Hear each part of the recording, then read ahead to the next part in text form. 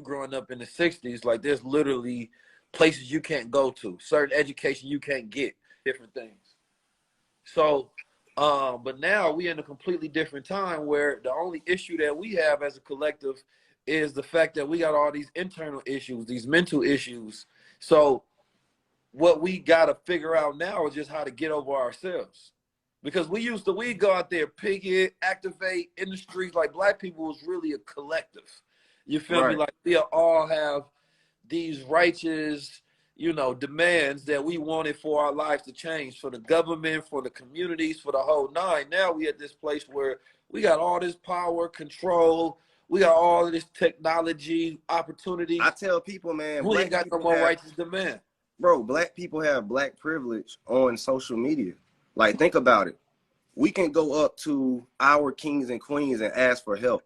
We can go up to Oprah. We can go up to Tyler Perry. We can go up to this and that.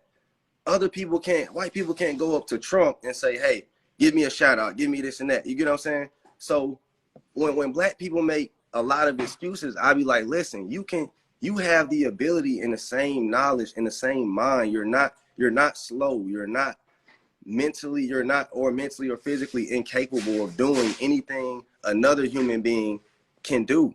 You're not subhuman.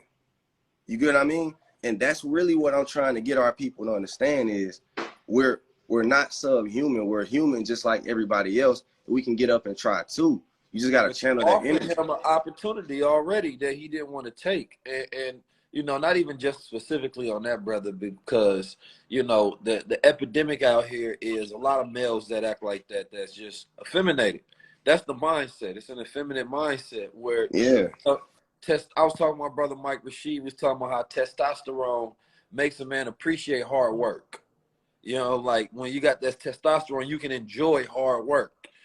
The idea of trying is dangerous because you can't try to do nothing. It's like if you try to see, you try to hear, you try to think, as a man just does. That's it. He just does. And then there's barriers in the way of the things that he's doing, and he figure out ways to get over that. It's very simple. That trying shit is for people who try to fail.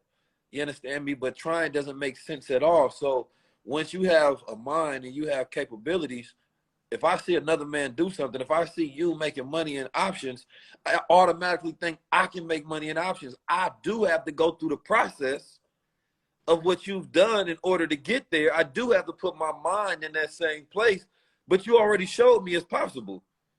That's all I tell people. If somebody shows something is possible, it's not impossible. You get what I'm saying?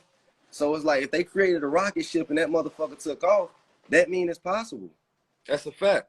The Honorable Minister Louis Farrakhan said, Allah destroyed the impossible when he made the universe out of nothing. That's hard. That's a bar. So when I think about it, I say nothing is a good resource to have because, you can make anything out of nothing.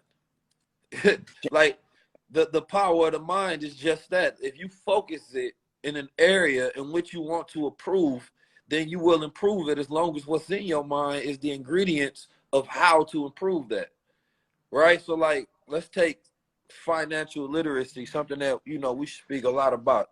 I always go with the mind first because it ain't nothing but a mental thing. Like with Brad and anybody else, what he was talking about is that he's not mentally ready to do for self.